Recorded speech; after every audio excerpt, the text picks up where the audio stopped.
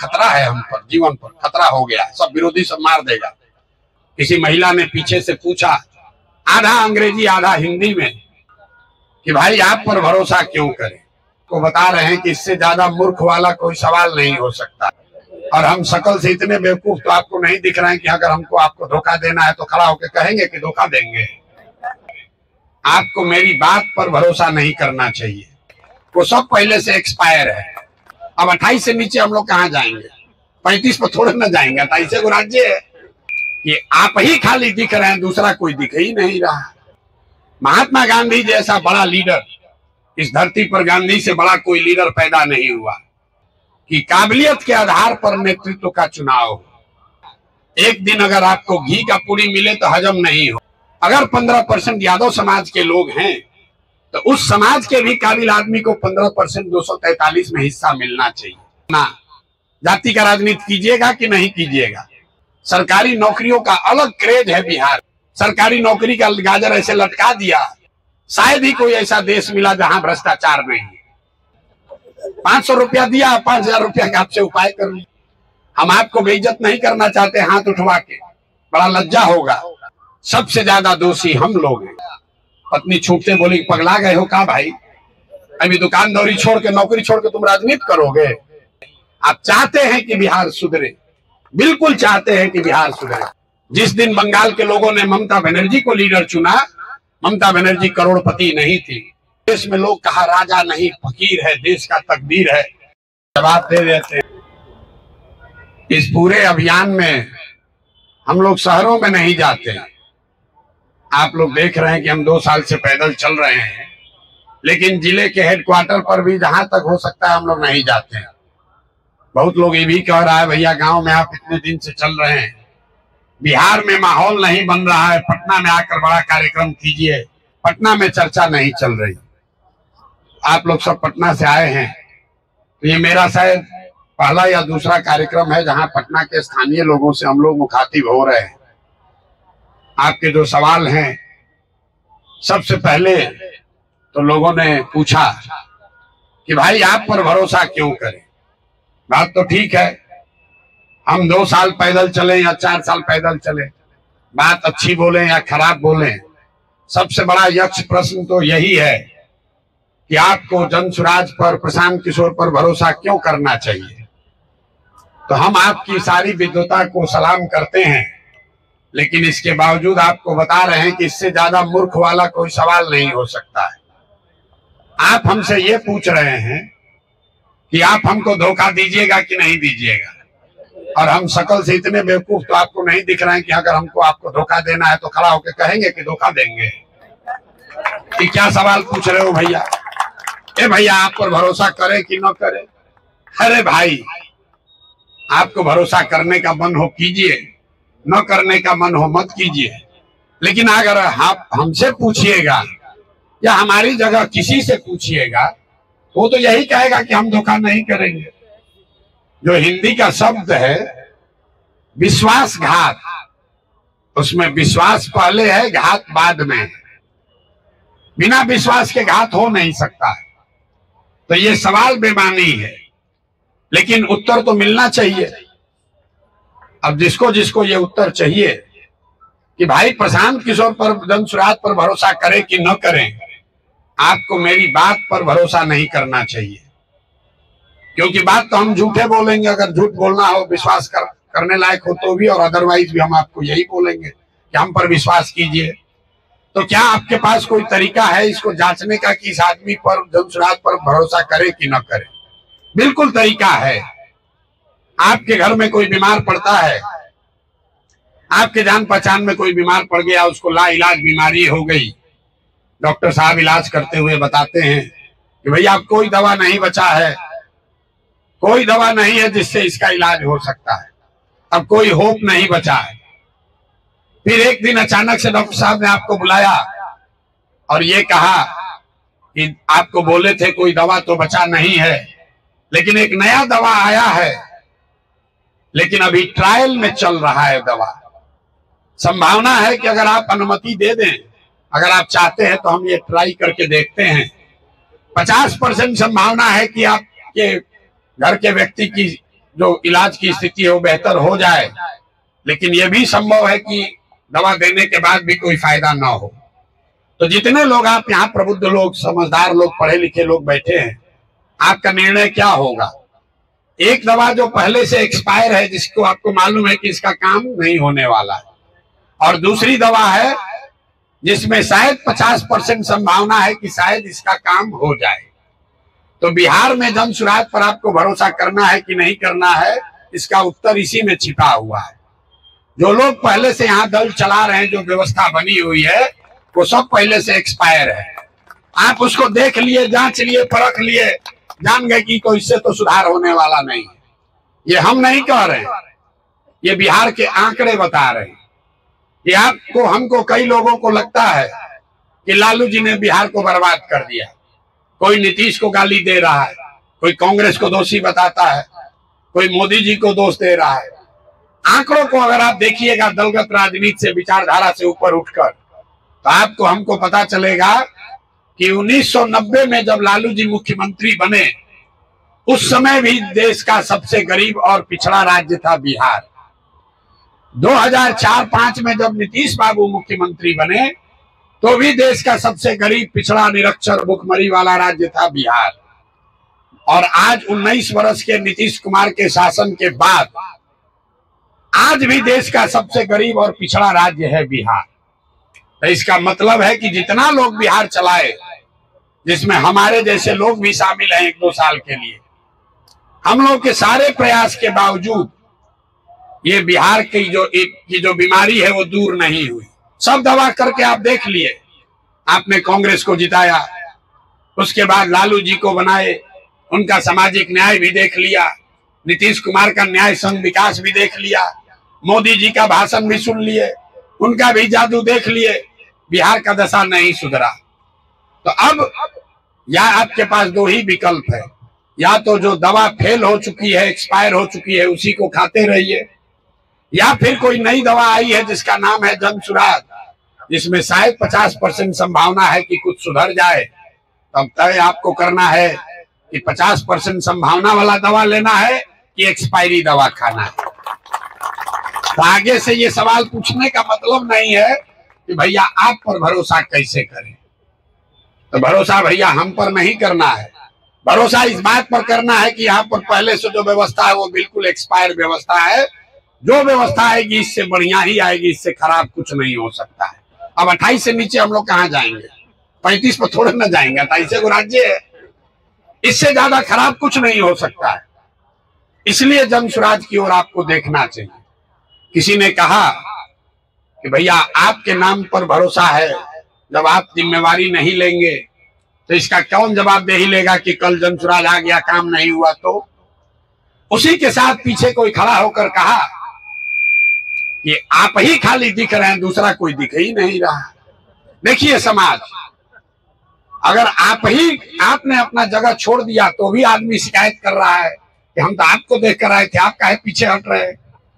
अब बगल में बैठा हुआ आदमी कह रहा है भैया खाली आप ही काहे दिख रहे हैं। ये देखिए समाज की दुर्दशा। आप दाएं चलिए कि बाएं चलिए, किसी भी तरीके से आपको नहीं मानना। दोनों ही बात में, दोनों सवाल तो जायज है। आपने कहा कि आप ही को इसके सामने रहना चाहिए। हम बिहार के एकमात्र अकेले काबिल आदमी नहीं है, हम बिहार के अकेले काबिल आदमी नहीं है, बिहार में सैकड़ों आदमी हमसे ज्यादा काबिल है। कभी कभी भाग्य है, समय है कि मुझे वो रास्ता, वो अपॉर्चुनिटी मिल गई तो हम आपको काबिल दिख रहे हैं। महात्मा गांधी जैसा बड़ा लीडर, इस धरती पर गांधी से बड़ा कोई लीडर पैदा नहीं हुआ।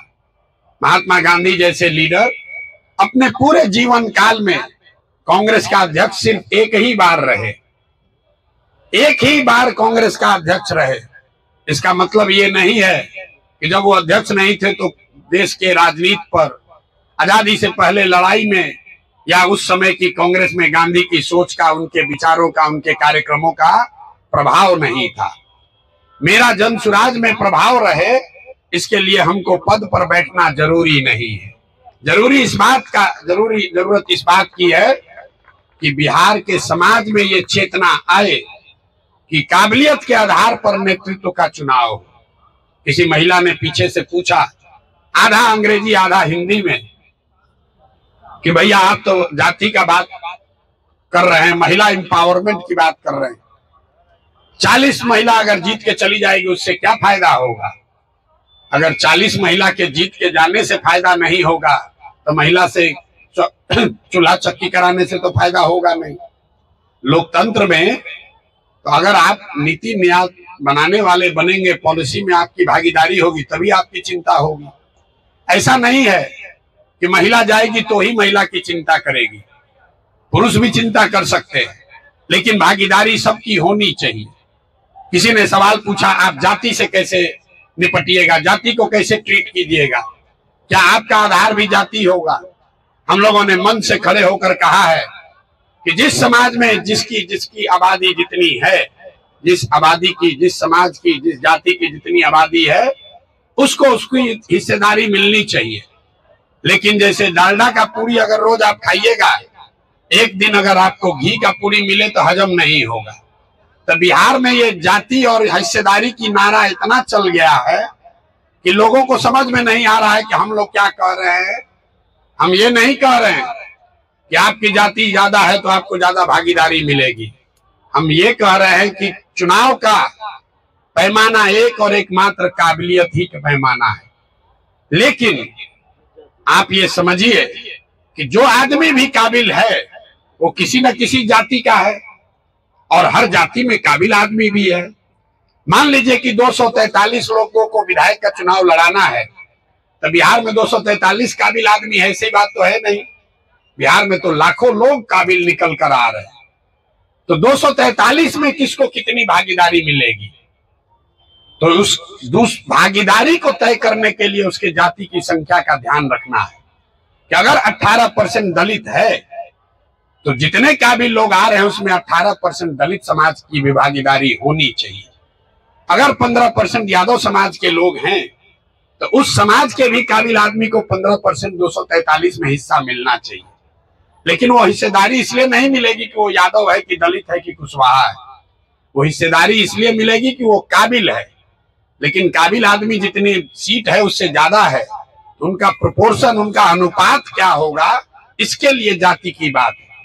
जैसे मैं आपको उदाहरण देता हूं, जन सुराज ने कहा कि हमारा पहला अध्यक्ष दलित समाज से होगा, तो कोई खड़ा होकर कह सकता है कि भाई आप भी तो जाति का बात करने लगे, दलित का वोट लेना चाहते हैं। नहीं, हम लोगों ने क्या कहा कि इस दल का नेतृत्व समाज के सभी वर्गों का बराबर अधिकार उसका है। तो समाज को बड़े अगर भागों में बांटिएगा, 5 भाग होता है। एक सामान्य वर्ग है, एक ओबीसी वर्ग है, एक ईबीसी वर्ग है, एक मुस्लिम है और एक दलित है। ये बड़े स्तर पर 5 वर्गों में आप समाज को बांट सकते हैं। अब नेतृत्व का क्षमता सब में है, सबको नेतृत्व का अवसर मिलेगा, बराबर मिलेगा, एक साल सबको अवसर है। सवाल है कि पहले अवसर किसको दिया जाए। अगर आप पिता हैं और अपने घर में संपत्ति का बंटवारा कर रहे हैं, आपके 5 बच्चे हैं, 5 को संपत्ति का बंटवारा कीजिएगा, 5 को बराबर ही दीजिएगा। लेकिन अगर उसमें एक बच्चा कोई विकलांग है, दिव्यांग है, तो आप ये सोचते हैं कि भाई 4 को पैसा दे देता हूं और जिस घर में रहता हूं ये अपने दिव्यांग बच्चे को दे दूं, क्योंकि अगर इसको पैसा दे भी दिया तो इसको बनाने में तकलीफ आएगी। तो हमने लोगों के, समाज के सामने ये बात रखी कि भाई मिलना सबको बराबर है, लेकिन सबसे पहले किसको मिलना चाहिए। तो जो समाज में आर्थिक, सामाजिक, शैक्षणिक तौर पर सबसे पीछे है, उसको सबसे पहला हक मिलना चाहिए। तो लोगों ने तय किया कि नहीं भैया, दलित समाज सबसे पीछे है, इसलिए उसको सबसे पहला हक मिलना चाहिए। दूसरा, अगर ईबीसी समाज है तो उसको मिलना चाहिए, तीसरा मुस्लिम है तो उसको मिलना चाहिए, फिर ओबीसी को मिले, फिर सामान्य वर्ग को मिले। और फिर हमने सब लोगों से पूछा, जिसका नंबर अंतिम में आना है, ओबीसी समाज के लोगों से पूछा, सामान्य वर्ग के लोगों को खड़ा करके पूछा कि बताइए आपको इससे कोई ऑब्जेक्शन तो नहीं है। तो लोगों ने कहा भैया कोई ऑब्जेक्शन नहीं है, हम लोग आगे हैं, हम आगे चलेंगे। देखिए यही बात यहाँ पर नेता कैसे बताते हैं। दलित समाज के लोगों को, ईबीसी समाज के आदमी को कहता है कि सामान्य वर्ग का आदमी है, ये आगे बढ़ गया है, इसको इससे छीनो, इससे झगड़ा करो, ये तुमको लूटा है, ये तुमको बर्बाद किया है। हम लोग क्या कह रहे हैं? हम उसको लड़ाने के बजाय ये कह रहे हैं कि भाई तुम सामान्य वर्ग में हो, आप ओबीसी वर्ग में हो, आपका हमारा कोई भाई कोई पीछे छूट गया है, अब आपकी जिम्मेवारी है कि आप उसका हाथ पकड़ कर ले चलो। हम लड़ाने की बात नहीं कर रहे, हम जो आगे चला गया उसको ये जिम्मेवारी का एहसास करा रहे हैं कि अगर आपका भाई कोई पीछे छूट गया है तो उसको लेकर साथ में चलिए। दोनों में फर्क है, लेकिन फर्क नुआंस है, डिटेल में है। और अभी जमाना है 2020 का, व्हाट्सएप का। आपको लगता है हाँ या ना, जाति का राजनीति कीजिएगा कि नहीं कीजिएगा? अरे भाई, अगर आप राजनीति करते हैं तो समाज के सभी पहलुओं को आपको लेकर चलना है। जाति भी समाज की एक बड़ी सच्चाई है, लेकिन जाति समाज की एकमात्र सच्चाई नहीं है। अगर आप राजनीति कर रहे हैं तो जैसे आपको समाज की गरीबी को समझना है, समाज के विश्वास को, आस्था को समझना है, वैसे ही समाज के जाति को भी आपको समझना है। लेकिन जाति को समझकर राजनीतिक समायोजन करना और जाति की राजनीति करना, दोनों में जमीन आसमान का फर्क है। समझ आपको जरूर होनी चाहिए, जिसकी जो भागीदारी बनती है वो आपको देना बनता है, लेकिन इसके लिए आपको जातियों में आपस में विद्वेष फैलाने की जरूरत नहीं है, आपस में उसको लड़ाने की जरूरत नहीं है। बिहार में पिछले 30 वर्ष में जातियों को हिस्सेदारी भागीदारी नहीं दी गई, उनकी चिंता नहीं की गई, उनको आपस में लड़ाया गया। जैसे यहाँ देख लीजिए, जितने बहुत यहाँ पर युवा साथी आए हैं, सरकारी नौकरियों का अलग क्रेज है बिहार में। जिसको देखिए वो खुद सरकारी नौकर बनना चाहता है, अपने बच्चे को सरकारी नौकरी दिलाना चाहता है। लोग दावा कर रहे हैं कि 10 लाख नौकरी दे देंगे, कोई कहता है हम नौकरी में 50% रिजर्वेशन दे देंगे, कोई कह रहा है हम 70 कर देंगे। और जो गरीब पढ़ा लिखा नहीं उसकी बात छोड़िए, जो पढ़े लिखे लोग हैं उसको भी नहीं बुझा रहा है। मैं आपको एक आंकड़ा देता हूं, पूरे बिहार में चपरासी से लेकर मुख्य सचिव तक टोटल जितने लोग सरकारी नौकरी में हैं, सबकी गिनती कीजिएगा तो कुल 23 लाख लोगों को ही सरकारी नौकरी मिला है। बिहार की आबादी है 13.5 करोड़, मतलब 1.97% लोग ही सरकारी नौकरी कर रहे हैं। 98% को ना सरकारी नौकरी मिला है ना आगे मिलेगा, लेकिन 13 करोड़ लोग को बेवकूफ बनाकर सरकारी नौकरी का गाजर ऐसे लटका दिया और आप लोग उसी में लगे हुए हैं। सारे लोग, हम लोग, कि किसको पहले मिल जाए, उसी में लड़के ट्यूशन कर रहे हैं, उसी में रिजर्वेशन के लिए आंदोलन चल रहा है, उसी में कोई अपना सर्विस कंडीशन बनाने के लिए लड़ रहा है। भैया, अगर सब आपको रिजर्वेशन मिल भी जाए तो भी 23 ही लाख तो हुआ, 98% आदमी को तो कोई फायदा होना ही नहीं है। ये यहाँ की परेशानी है। जब तक आप चीजों को समझेंगे नहीं, जब तक जो समझ रहे हैं उस पर अमल नहीं करेंगे, तब तक सुधार नहीं संभव है। हम 2 बरस से चल रहे हैं, उससे सुधार नहीं होगा। लोगों की चेतना यहाँ दब गई है, मरी नहीं है, दब गई है। अगर मर गई होती तो कोई, हम पैदल चल रहे होते, कोई आता ही नहीं। एक लड़का यहाँ खड़ा होके कह रहा है, लंबा चौड़ा भाषण दिया, भ्रष्टाचार रोकिए, भ्रष्टाचार रोकिएगा तो बिहार का कल्याण हो जाएगा। मेरे भाई, हम तो दुनिया भर घूमे हैं, शायद ही कोई ऐसा देश मिला जहां भ्रष्टाचार नहीं है। कर्नाटक में भ्रष्टाचार नहीं है, केरल में, तमिलनाडु में भ्रष्टाचार नहीं, अमेरिका में भ्रष्टाचार नहीं है। भ्रष्टाचार से ही आप गरीब हैं ऐसी बात नहीं है। और यहाँ भ्रष्टाचार क्यों है? गांव में जाकर हम लोग जब जाते हैं, लोग हल्ला करता है, भैया मुखिया जी बड़ा चोरी कर रहा है, ए भैया हमको तो राशन कार्ड में 2-2.5 हजार रुपया घूस लगता है, ए भैया हमको इंदिरा आवास में 20-25 हजार रुपया लग रहा है। आप लोग का भी गांव देहात से संपर्क होगा, आपको पता होगा दाखिल खारिज कराने में 20,000-25 हजार रुपया घूस लग रहा है। तो जब गांव में सुनते सुनते हम लोग थक जाते हैं तो उसको बताते हैं कि अच्छा ये बताइए, पिछले बार 2 वर्ष पहले जब मुखिया का चुनाव हुआ तो 500 रुपया लेकर वोट कौन बेचा? आप बेचे। जात के नाम पर मुर्गा भात खाकर वोट कौन दिया? आप दिए। 2 पाउच पर वोट का सौदा कौन किया? आपने किया। और जो जितना बड़ा पैसा बेचा है, वोट बेचा है, वो सबसे पहले गांव में हल्ला करता है कि भैया बिहार में भ्रष्टाचार बहुत है, भ्रष्टाचार खत्म कीजिए। तो हम लोग गांव में कहते हैं भैया 500 रुपया लेके वोट दोगे तो तुम्हारा मुखिया विधायक चोर नहीं होगा तो हरिश्चंद्र होगा। बिहार के आदमी का इतना दुर्दशा है कि उसको चोरी भी नहीं करने आ रहा है। 500 रुपया में अपना वोट बेचोगे, जात के नाम पर मुर्गा भात खा के वोट दीजिएगा और फिर सोचिएगा कि विधायक जी काम बढ़िया नहीं कर रहे हैं। कैसे संभव है? वो अपना गेहूं बेच के थोड़े ना आपको पैसा दे रहा है। जो लोग पैसा ले रहे हैं अपने आप को बहुत चालाक समझ रहे हैं। वो ना समझ रहे हैं कि समाज में उनसे ज्यादा जो चालाक है वही तो नेता है।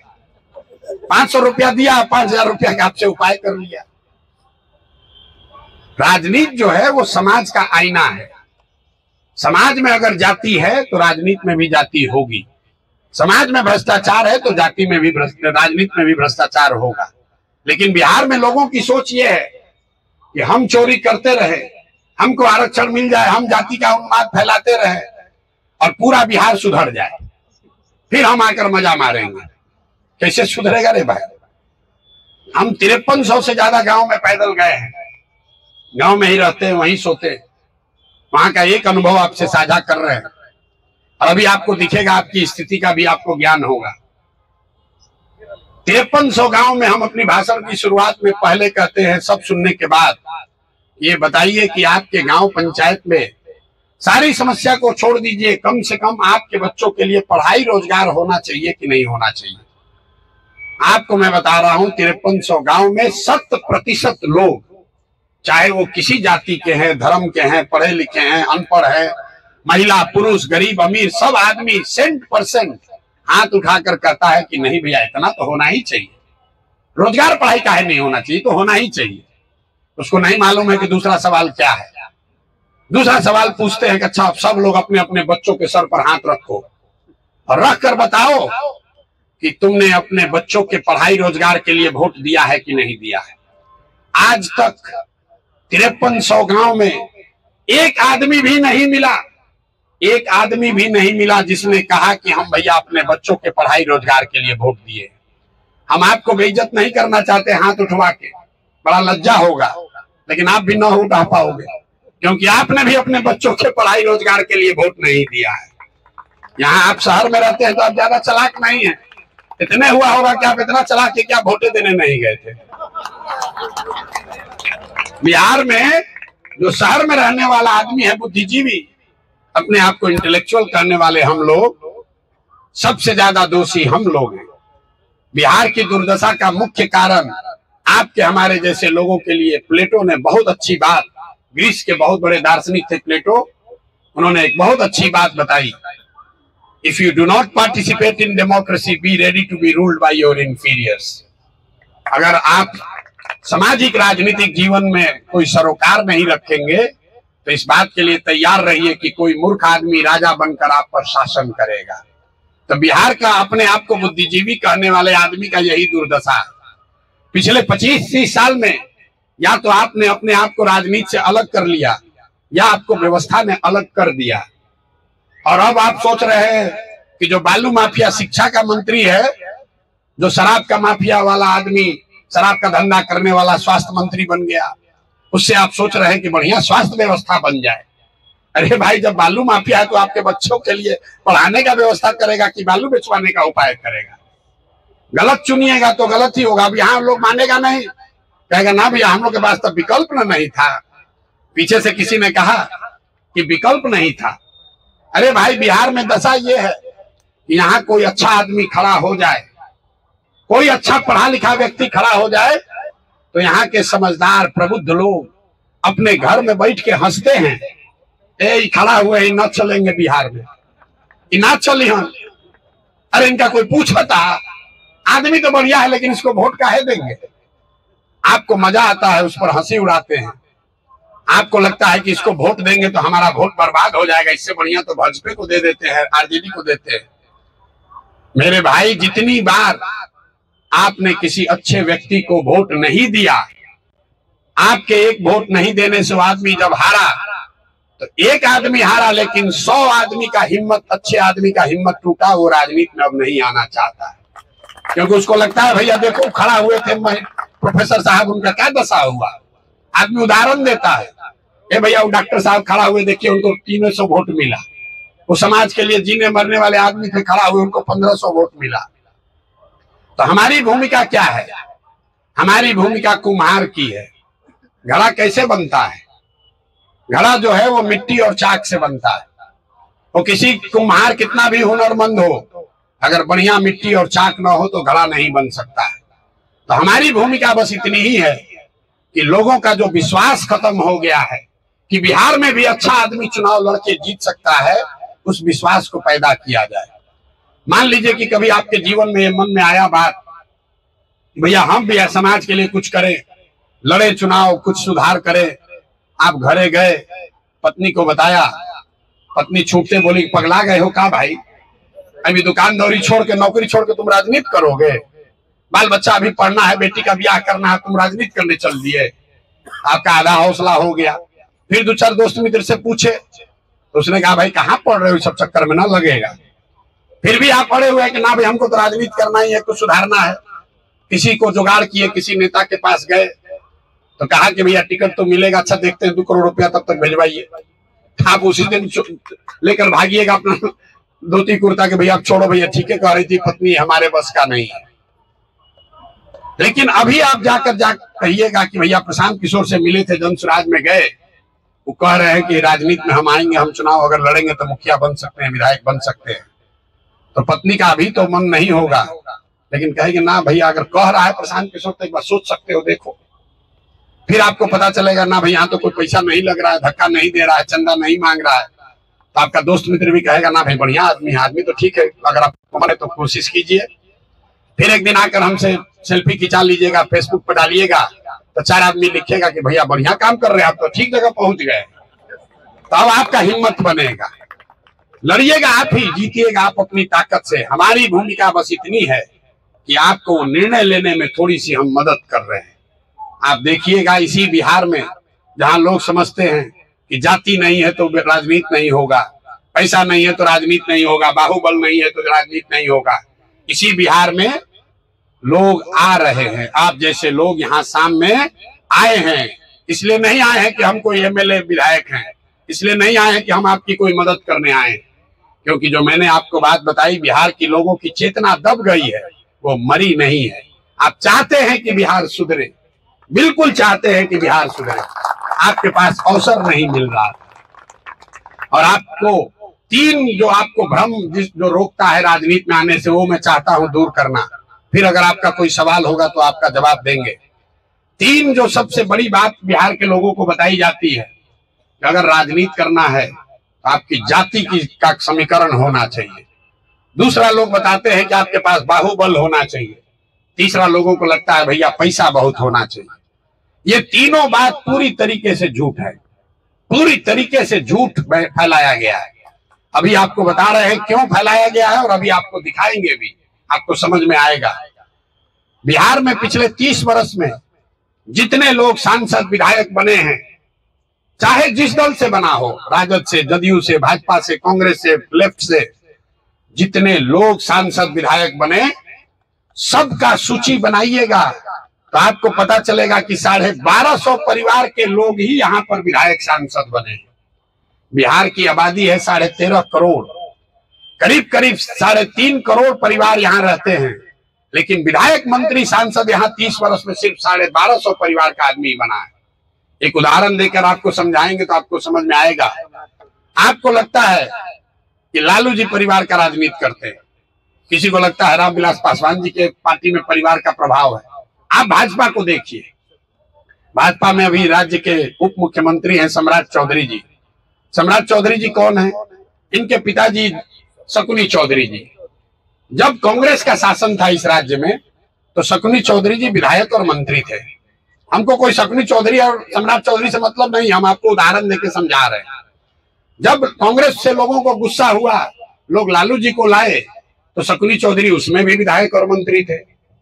फिर लोगों ने कहा लालू का राज जंगल राज हो गया, नीतीश को लाओ, तो नीतीश के शासन में भी विधायक और मंत्री थे शकुनी चौधरी जी। फिर नीतीश जी छोड़कर भागे, मांझी जी बने, उसमें भी विधायक और मंत्री थे शकुनी चौधरी जी। और आज अगर भाजपा का कुछ ताकत बन गया है तो उसको भी कोई टैलेंटेड समाज का, सामान्य परिवार का, कुशवाहा परिवार का कोई नहीं मिला, उसको भी शकुनी चौधरी का लड़का ही मिला। दल अलग अलग है। 30 वर्ष में आप समझ रहे हैं कि हम भाजपा हरा रहे हैं, लालू हरा रहे हैं, नीतीश ला रहे हैं, लेकिन परिवार वही है। तो आप पूरे बिहार में ये देखिएगा, हर विधानसभा में, हर लोकसभा में 4, 5, 6 परिवारों ने कब्जा कर रखा है। और ये कब्जा कैसे बना हुआ है? ये कब्जा ऐसे बना है कि आपको ये मन में बैठा दिया गया है कि जब तक यहाँ जाति का समीकरण नहीं होगा, जब तक आपके पास पैसा बाहुबल नहीं होगा, तब तक आप राजनीति नहीं कर सकते। तो कोई डर के मारे आता ही नहीं है। अब इस तीनों पहलू को आप ठीक से समझ लीजिए, फिर घर जाइए, पैसा वसूल है। जिसको जिसको लगता है कि बिहार में बाहुबल के दम पे राजनीति होती है, यहाँ पर मुखिया जो जीत जाता है तो 4 गो गन में लेके घूमता, कहता भैया समाज में बड़ा खतरा है, हम पर, जीवन पर खतरा हो गया, सब विरोधी सब मार देगा। इस पूरे अभियान में हम 2 वर्ष से पैदल चल रहे हैं। बहुत बड़ी व्यवस्था लेकर हम लोग चलते हैं, करीब 400-500 लोग साथ में रहते हैं, लेकिन इस पूरे अभियान में एक भी सिपाही साथ में नहीं होता है। हम 2 बरस से पैदल चले, हर जाति हर समाज के लोग के गांव में गए, गांव में ही रहते हैं, वहीं सोते हैं, सरे में ही रहते हैं, और आज तक हमको अभी तक कुत्ता ने भी नहीं काटा है, कुत्ता ने भी नहीं काटा है। अगर समाज में लोग इतना ही हिंसक होते तो हमको तो कब का लोग मार दिया रहता। आज तक किसी ने एक कंकड़ भी नहीं फेंका, किसी ने एक थप्पड़ भी नहीं मारा, कोई परेशान नहीं किया। ये डर आपके मन में बैठाया गया है। दूसरा, लोगों को लगता है भैया पैसा बहुत चाहिए, भैया आपके पास तो पैसा बहुत है इसलिए आप राजनीति कर रहे हैं। ये भी आपका बहुत बड़ा भ्रम है। आप जीवन में जिसको भी नेता मानते हैं, लालू जी को, नीतीश को, ममता को, मोदी को, जिसको भी नेता मानते हो, जिस राज्य में, जिस विचारधारा का, एक बार अपने दिमाग पर जोड़ दीजिए और याद करके बताइए कि जिस दिन समाज ने उनको नेता बनाया था वो कितने बड़े बाप के लड़के थे। जिस दिन बिहार की जनता ने लालू जी को राजा बनाया, लालू जी टाटा बिरला के लड़के नहीं थे। जिस दिन बिहार के लोगों ने नीतीश कुमार को नेता बनाया, नीतीश कुमार कोई धन्ना सेठ नहीं थे। जिस दिन बंगाल के लोगों ने ममता बनर्जी को लीडर चुना, ममता बनर्जी करोड़पति नहीं थी। जिस दिन मोदी को किसी ने जिताया होगा, मोदी किसी बहुत बड़े बाप के लड़के नहीं थे। ये आपको क्यों लगता है कि पैसे से ही राजनीति होगी? ऐसा इसलिए लगता है कि नेता जीतने के बाद भ्रष्टाचार करके पैसा वाला बन जाता है। फिर आपको दिखता है अरे बाप रे बाप, ये तो इतना बड़ा काफिला है, इतना आदमी को खिलाना है, इतना आदमी को चलाना है, ये तो करना पड़ेगा, तो बहुत रुपया लगेगा। लेकिन सच्चाई ये है कि समाज ने जब जिस किसी को नेता बनाया है वो पैसे वालों लोग नहीं थे। पैसा जो है वो पेट्रोल के जैसा है। अगर आपके पास गाड़ी है तो पेट्रोल लगेगा, लेकिन अगर गाड़ी ही ना हो तो एक टैंकर भी पेट्रोल मिल जाए उसको लेकर कहीं नहीं जा सकते। तो अगर समाज में आपके प्रति लोगों की भावना अच्छी है, आपके पास वोट है, तो समाज से नोट का जुगाड़ कहीं ना कहीं से हो जाएगा, थोड़ा कम या ज्यादा, लेकिन व्यवस्था हो जाएगा। लेकिन अगर खाली पैसा है तो उससे वोट का गारंटी नहीं है। भाजपा के पास बहुत रुपया है, वो बहुत रुपया इसलिए है कि भाजपा के पास 15-20 करोड़ वोट है, क्योंकि अंबानी, खाली पैसे से अगर वोट होता तो अंबानी के पास तो भाजपा से 100 गुना ज्यादा पैसा है। उनके पास वोट क्यों नहीं है? अगर वोट है तो पैसा आएगा। अब तीसरा और सबसे बड़ा यक्ष प्रश्न बिहार के लोगों के लिए, सब तो भैया ठीक है, जाति से कैसे निपटिएगा? बिहार में तो सब जातीय पर होता है। अच्छे खासे पढ़े लिखे लोग, समझदार लोग, उनको समझ में नहीं आता है कि भैया ये गलत भावना बनाई गई है। आपको लगता है कि भैया कुछ कर लीजिए, लास्ट में तो जाते पर वोट पड़ेगा।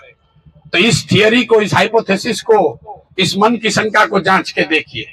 हम आपको 1-2-3 उदाहरण देंगे। 1984 में बिहार में कांग्रेस की सरकार बनी, बहुत बड़े बहुमत से राजीव गांधी जीत कर आए। आपसे पूछेंगे, आप तो कह रहे हैं कि भैया सब जातीय पर वोट देता है, तो ये बताइए 1984 में कांग्रेस को वोट किसने दिया? तो लोग तुरंत कहेंगे बिहार में लोगों को राजनीति का समझ बहुत है, बकैती भी बहुत है। तो कहेगा कि अरे भैया राजीव गांधी को थोड़े वोट पड़ा। तो इंदिरा जी का जो मृत्यु हुआ था ना, उस मृत्यु से जो सहानुभूति की लहर बनी, उसमें जात पात लोग भूलकर सब जाकर कांग्रेस को वोट दिया। इसको लिख लीजिए।